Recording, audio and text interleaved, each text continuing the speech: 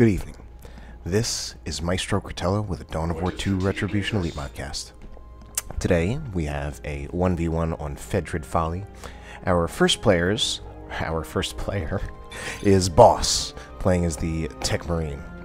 Space Marine ranged hero, starts out ranged, has a variety of different guns that he can get for different situations, and also supports vehicles very well. His opponent is a bag that's made of paper, and this paper bag is playing as the Eldar Warlock. Kind of a hybrid melee spellcaster and melee hero. Can become more of a melee tank if you kit him out certain ways, or you can emphasize the spellcasting a bit more. Alright then, I know it's been a while since I've last cast, even considering the breaks that I often take. And one of the reasons why I actually like 1v1s is sometimes I can actually just spend some time talking about stuff that are not even the game itself. So, obviously Dawn of War 3 is coming out very, very soon. The beta's out this weekend. I've played a little bit of it. You know, I intend to start casting that a bit soon. My casting has been hampered a bit by my work schedule. I'm very busy as a teacher, as well as some computer issues. This computer that I'm on right now is kind of on its last legs, and it's actually always been somewhat insufficient for both gaming and even casting as much as I've had a good run on it. It's a 6-year-old machine with a quad-core AMD Phenom that's been in it really ever since the start for the past 6 years, has not been replaced. The GPU was actually replaced once. It's a GTX 960. So I've got a friend who's got a new machine in the works for me, a brand new machine. Really looking forward to it because I think I'm experiencing some combination of... I think I'm actually experiencing some hardware problems with my current build. My new machine will have, I believe, an i7 as well as a GTX 1070. Looking forward to it since no one has actually called me out on the poor frame rate that I get in this game while recording, especially in 3v3s. My frame rate, to be completely honest, dips into the 20s, sometimes even into the high teens when things get hectic. But at any rate, we've got a game here, you know, Dawn of War 2 game, even though Dawn of War 3 is on the verge of coming out. Eldar vs. Space Marines, pretty classic. Looks like the Howling Banshees have already gotten in range to the Tactical Marines, and that's going to force the retreat, since the positioning of the scouts was not really quite optimal. They were kind of off to the side. They need to be a little bit closer to the Tactical Marines so that they can get that shotgun blast off. That could have potentially led to a winning engagement for Boss. To knock down the Banshees before they get in range of the Tacs. That way, they basically just take too much damage, and it would have forced the retreat for PaperBaG instead. So instead, PaperBaG getting a pretty good hold of the map, kind of controlling the outskirts of the map, about to have a triple cap, right now with a 2-0. And he's even got most of the resources at this point too, with Boss really only holding on to, at this point, 2 different capture points, and he's going to get a second requisition point, so he should be really on the losing end of resources. And we've got some upgrades. We do have the shotgun upgrade from the scouts. The shotgun upgrade from the scouts definitely useful at this point, considering he has to worry about both Banshees as well as the Warlock, so 2 different melee units that he has to worry about getting into range. The Banshees, of course, actually going to do a huge amount of damage. Now this is interesting. We have these low-health Dire Avengers in cover. I actually think it would be a very good idea for Boss to plant his Tacs in cover and let them trade with the Dire Avengers right now. Although I think both players probably have their attention somewhere else. So I think it would be good if he had actually positioned his Tacs so that these Dire Avengers can slowly take damage, and at some point they might have to retreat, and it would even be... if you could position them, say, here... too late. So too late for that potential opportunity, although it is the safer play to just back off. And I think he really just had his attention over here instead, because we do see that Boss is moving these units.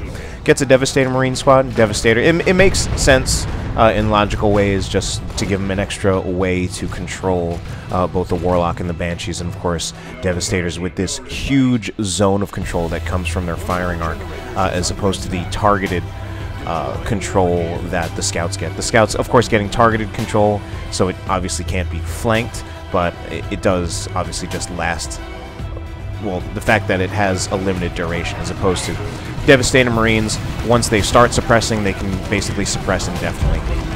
And wow, look at the damage that the Dire Avengers are taking. Nearly wipes, could even get it. Wow, 1 hit point gets away. They took a lot of damage there, and I mean, of course, it was the combination of not just the Devastator Marines, but also the Techmarine right here. So PaperBaG maybe had his attention on this power generator right here, attempting a power bash.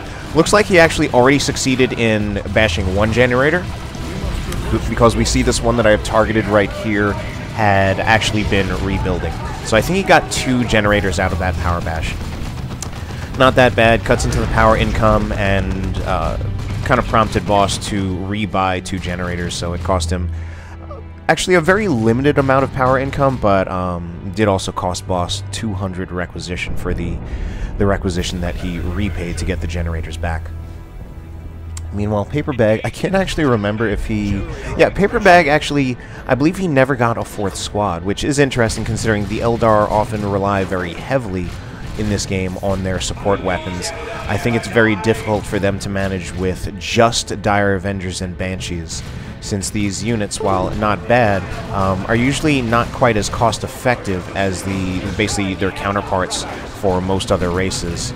So they can sometimes trade poorly economically if they trade models, and especially against Space Marines, where they're going to lose models, particularly against TACs, which are less likely to use models, and especially with the Techmarine over here, who can put such a good amount of range DPS out, 35 DPS right out of the gate, just with his default bolter.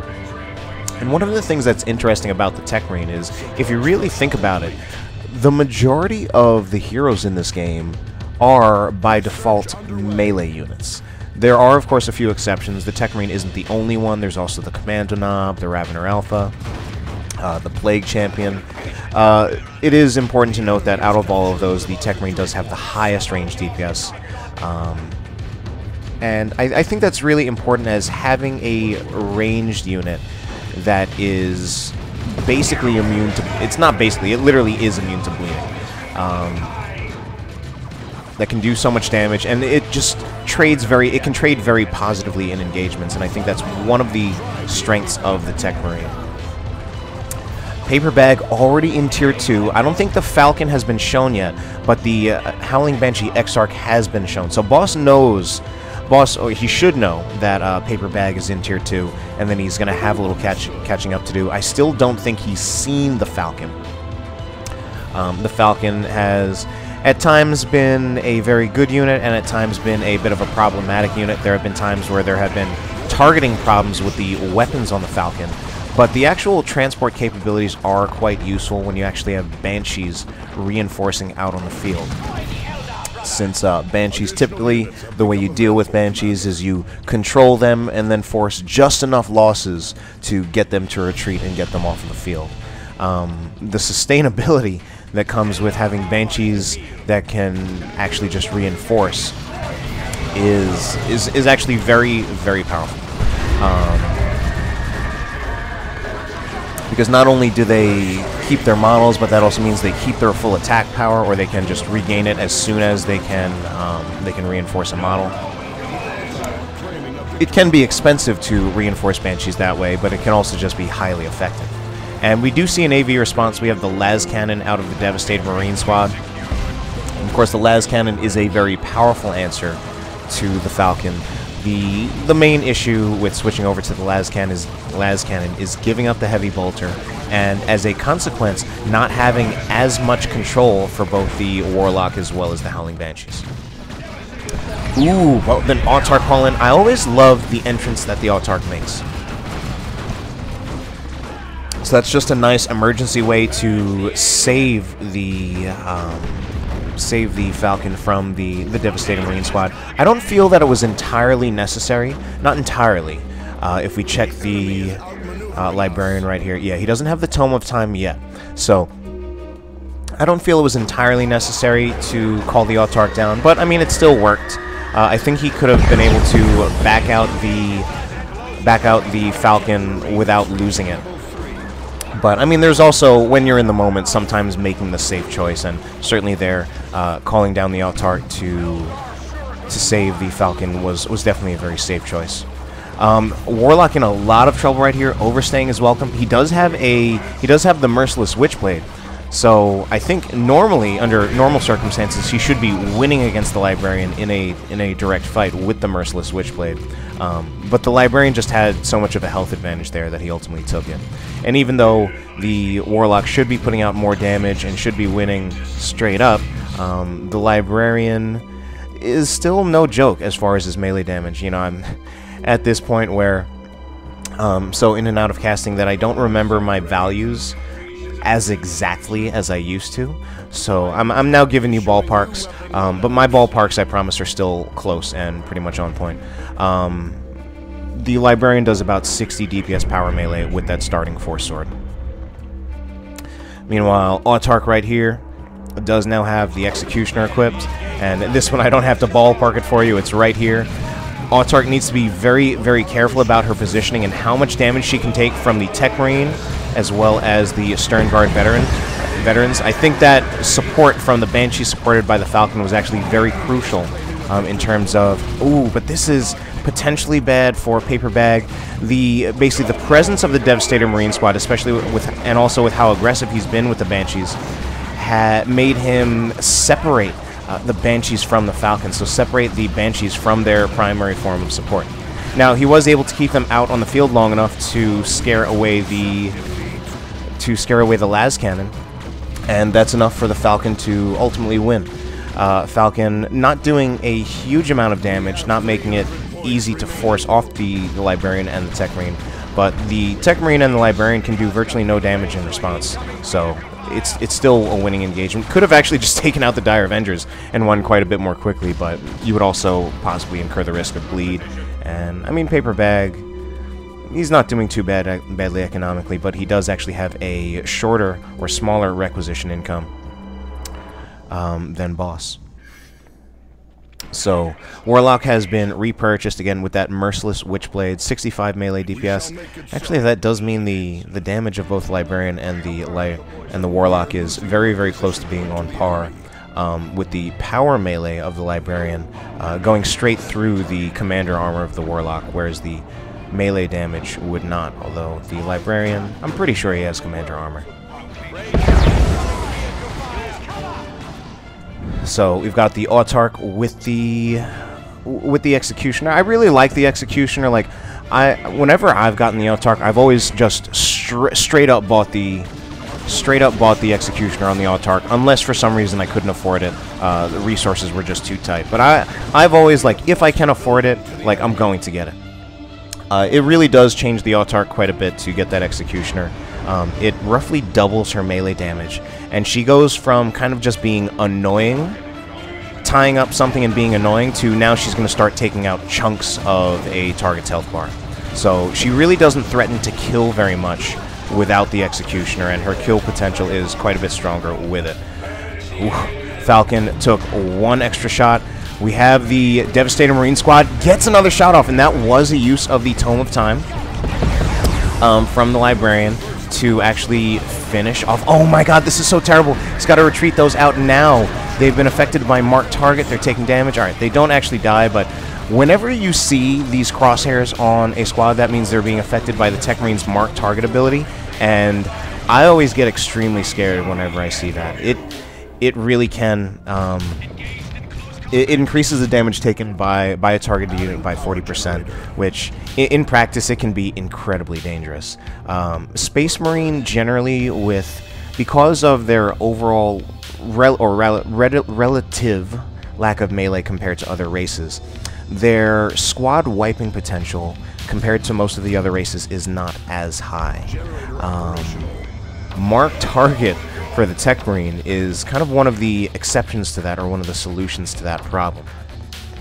So it makes a target take 40% additional damage, also increases the Techmarine's range damage by 10% and his weapon range by 5.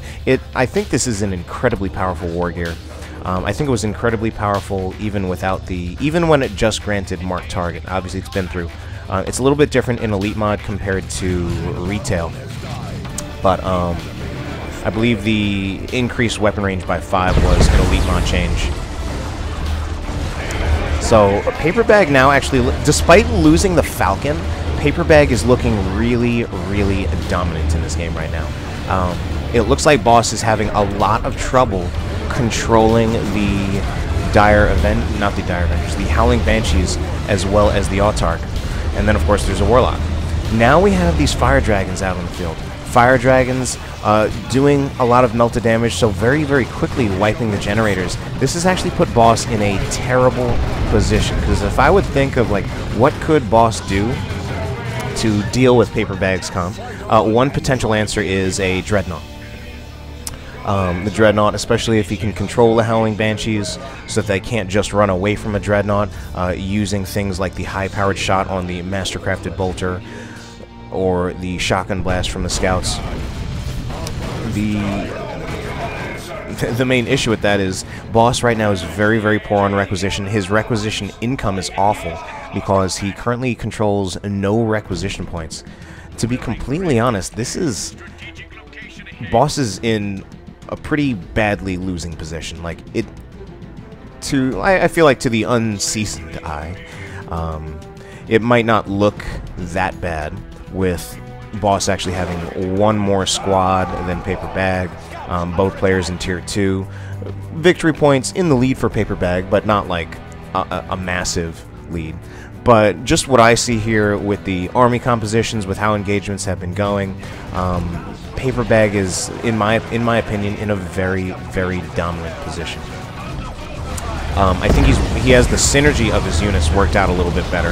We have a plasma gun upgrade for some reason on Boss, which unfortunately I think is just an unnecessary use of resources to get a plasma gun on the Tactical Marines, when he could again be using that to get really just something else, especially something like a Dreadnought or maybe even a Razorback. Something. But it looks like Boss is now kind of crumbling, but at the same time these Howling Banshees are overextending a bit. There is alright, so Tax managed to turn that around just a little bit. The Librarian is in here, needs to be very, very careful. Needs to retreat very, very soon, or he's going to lose the Librarian entirely. But I think Boss has honestly just tilted and consequently playing worse, because there really was no reason to lose the Librarian like that. Just tilted by, again, the momentum was, in my opinion, already in PaperBaG's favor, even when Boss had a lead in squads and when he didn't lose his Techmarine. So, looking like PaperBaG is going to take this. PaperBaG is actually a name I'm familiar with in the Dawn of War 2 community. He's been certainly around for a long time, and I do recognize him basically as a veteran player. I don't know if he's necessarily as good as some of the legends that we've had in Dawn of War 2, like Toy Lali or Tex or what have you. But PaperBaG, I do assume, is a rather good player. I have a feeling that he's actually very good. So, at this point, yeah, honestly, as time goes on, it just looks more and more in favor of PaperBaG. This is a squad wipe on the Scouts. It is. So, at this point, I would say Boss has pretty much given up. Oh, God. What a massacre with the sync kill to finish it. Of course, RIP sync kills, because we won't be having any in Dawn of War 3. Some people do, of course, believe that that will be a positive change because of the way sync kills, while flashy and interesting, do have an impact on gameplay that some people believe is kind of detrimental to competitive play. And I understand the argument there. In fact, I would even say I probably straight up agree with it. I just don't entirely want to trade that flashiness, because sync kills really are beautiful. Alright, that is honestly a clear victory for PaperBaG. I think Boss just at some point tilted and gave up. And whatever's going on here, we're kind of just watching. We're kind of just going through the motions. Boss has not conceded yet, but there is, at this point, even if we just looked at the game itself, it's almost impossible, and we're getting closer to the point where it is impossible. I also think that boss has also probably just tilted and given up several minutes ago.